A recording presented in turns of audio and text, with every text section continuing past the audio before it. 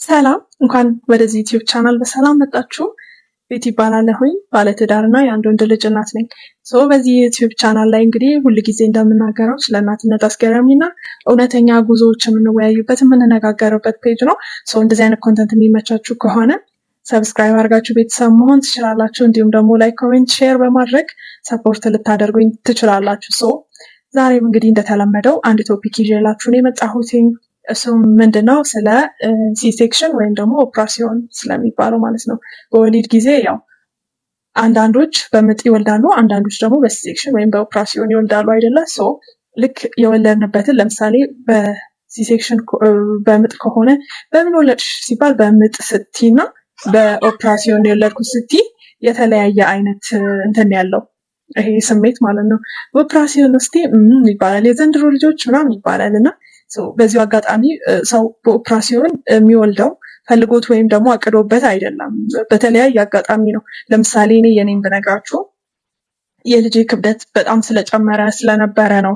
በተፈጥሮ ደግሞ ምጥ አልመጣ ስላለ የምጥ መርፌ ደግሞ ያው እንደሚታወቀው የልጁ ክብደት አይቶ ነው የሚሰጠው አይደለም። ስለዛ 10 ወር ድረስ ጠብቄ ምንም ነገር ስላልነበረ ነው እንትን ያልኩት። አብዛኛው እንደዛ አይነት ኬዝ ነው ያላቸው። ለምሳሌ ምጥ አምጣው እምቢ ብሏቸው ሊሆን ይችላል ወይ ደግሞ በሆነ በሕክምና ኬዝ ሊሆን ይችላል። በተለያየ አይነት ኬዝ ነው ይሄ ነገር ሊፈጠር የሚችለውና ያው ግን ሰው አይረዳውም። ይሄንን በሲሴክሽን የወለድሽው ቀላል ነው፣ ምጥ የለም በቀላሉ ነው ልትወልጂ የምትሽው ብለው ያስባሉ። ይሄንን ነገር የተፈጠረውን ነገር እኔ እንደማየቴ ልነግራችሁ ወይም ማሳውቃችሁ እፈልጋለሁ። ከዚህ ቪዲዮ በኋላ የእውነት በሲሴክሽን ወይም በኦፕራሲዮን ለወለደች እናት ያላችሁ እይታ በጣም እንደሚቀየር ተስፋ አድርጋለሁ። በዚሁ አጋጣሚ ደግሞ በምጥ የወለዱ እናቶች ደግሞ ጀግንነታቸውን ሳልገልጽ ማለፍ አልፈልግም። ምክንያቱም በጣም ከባድ እንደሆነ አውቃለሁኝ። ለሱም ቪዲዮ ለሱም ሰራለሁኝ። ዛሬ የሲሴክሽን እናቶች ተራ ስለሆነ ስለሱ እናውራ። መጀመሪያ ላይ ምን መሰላሽ የሚፈጠረው ከክፍሉ ይጀምራል። ከህመሙ ተውትና ይሄ ፍርሃትና ጭንቀት የሚመጣው ገና ክፍል ውስጥ ስትገቡ ነው። ኦፕራሲዮን ለመደረግ ስትገቡ በተለይ የመጀመሪያ ሲሆን ያለውን ጭንቀት ልነግራችሁ አልችልም። ክፍል ውስጥ ስትገቢ ገና ፍርሃትሽ እየጨመረ ነው የሚሄደው። ያው መጀመሪያ ላይ ጠረጴዛ ላይ ያስቀምጡሻል። ከዛ በኋላ ደግሞ ይሄ በአከርካሪ አጥንት ነው የሚባለው በዚህ ጋር የሚሰጠን አነስቴዥያ አለ፣ እሱ አለ። ከዛ ይሄ ኦክሲጅን ይደረግልሻል። በቃ ይሄ በጣም የሚያስጨንቅ እንትን ያለው ላይቶቹ። ከዛ ደግሞ ዶክተርና ነርሶች ከበውሽ ነው። በቃ ይሄ እግሮችሽን ዘርግተሽ ያው ኦፍኮርስ ከወገብ በታች ነው አይደለ ማደንዘዣው የሚሰራው። እግርሽን ዘርግተሽ ረጅም ሰዓት ነው የምትተኙና ኢቭን ሰርተው እስኪጨርሱ ድረስ ያለው ነፍስሽ ልትወጣ ነው የምትደርሰውና ክንዶችሽ ከመድኃኒትና ከድካም የተነሳ ይዝላሉ። እንደገና ደግሞ ይሄ የማይረሳው ቢኖር ካቴተር ፊኛሽ ላይ ይደረጋል። በቃ ይሄ መላ ሰውነትሽ የተገነጣጠለ ነው መስሎ የሚሰማሽ። ምክንያቱም ደግሞ በዛ ጸጥ ያለና ቀዝቃዛ ክፍል ውስጥ ሆነሽ ከሰማያዊ መጋረጃ ጀርባ ሆነሽ የሚካሄደውን ነገር መጠባበቅ ማለት በጣም ከባድ ነገር ነው እውነት ለመናገር ማለት ነው። እና ምን ልላችሁ ፈልጌ ነው፣ በሲሴክሽን የወለደች እናትን በፍጹም አቅልላችሁ አትመልከቷት።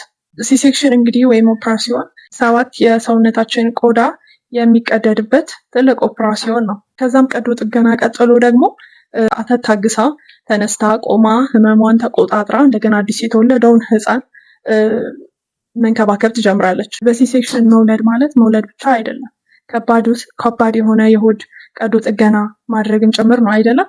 ይሄ ደግሞ ከምን ጋር ይያዛል መሰላችሁ? ከተለያዩ ከኢንፌክሽኖች ጋር፣ ከደም ማጣት ጋር፣ እንዲሁም ደግሞ የማደንዘዣ ችግሮች፣ የወገብ ህመም። ደግሞ እናቶች ከመጠን በላይ የሆነ ጥንካሬን ያው በተፈጥሮ እግዚአብሔር ጸጋውን አብዝቶልናል አይደለም፣ በተፈጥሮ ስላገኙት ያንን ነገር ይቋቋሙታል። ከዛ በጣም አስገራሚውን ፓርት ልንገርሽ። ያለሽበት ጭንቀት ያለሽበት ፍርሃት እንዳለ ሆኖ ልክ የልጅሽን ድምፅ ስትሰሚ የነበረው ፍርሃት የነበረው ጭንቀት ያለው ህመም በቃ ወሮሽ የነበረው ነገር በሙሉ ይጠፋል። ይሄ ቅልል ነው የሚልሽ።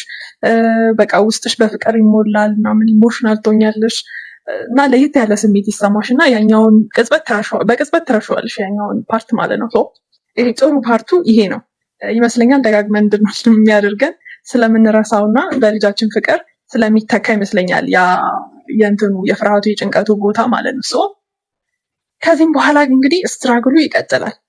ከወለድን ከሰዓታት ምናምን በኋላ ላይ ይሄ እንትኑ ማደንዘዣው እንትን ካለ በኋላ ተነስተን የመጀመሪያ ወክ አለ። ውይ አይወራም፣ ዝም ነው የሚባለው። በጣም ከባድ ነው እውነት የመጀመሪያ ወክ። ከዛ ደግሞ የመጀመሪያ መጸዳጃ ቤት ሲኬድ ያለው ህመም የእውነት በቃ ይሄ ነው ተብሎ የማይገለጽ አይነት ህመም። በቃ በህይወት ዘመኔ ታምሜ የማላቀው አይነት አዲስ ህመም ነው እና በጣም ከባድ ነው እሱ ራሱ ማለት ነው። ሶ ከዛ እሱ ወክ ከማረጉ መራመዱ፣ ከዛ ቀና ማለት አይቻልም፣ መቀመጥ በመከራ ነው፣ በሰው ተደግፎ ምናምን ነው እና እሱንም በጣም በከባድ በታላቅ ህመም ውስጥ ተኮ ነው ማለት ነው። እሱን ይታለፋል። የውስጥ ሱሪ ማድረግ አንችልም፣ ምክንያቱም ይነካዋል እንትኑን ኦፕራሲዮኑን። አይ ቲንክ አሁን ላይ እንደዚ አይነት ነገሮች ተዘጋጅተዋል ይመስለኛል። እኔ አላቅም ነበረ። አሁን ላይ ግን ሰዎችን ሳማክር ነበረ ለካ ለኦፕራሲዮን የሚሆንና እኔ በጣም ስትራግል ያደረኩበት ጉዳይ ነው። እነሱን ደግሞ ይቀጥላሉ ይመጣሉ። ከዛ ደግሞ የጡት ማጥባቱ ህመም በቃ ማለት ይሄ ህመሙ ለማታውቁት ከሆነ እና ይሄ አዲስ እናት ከሆናችሁ የሌላ ችግር ወይም ደግሞ ሌላ ኬዝ ነው የሚመስለው። እውነት በጣም ከባድ ህመም አለው። እነዚህን ሁሉ ነገር ነው የምናስተናግደው።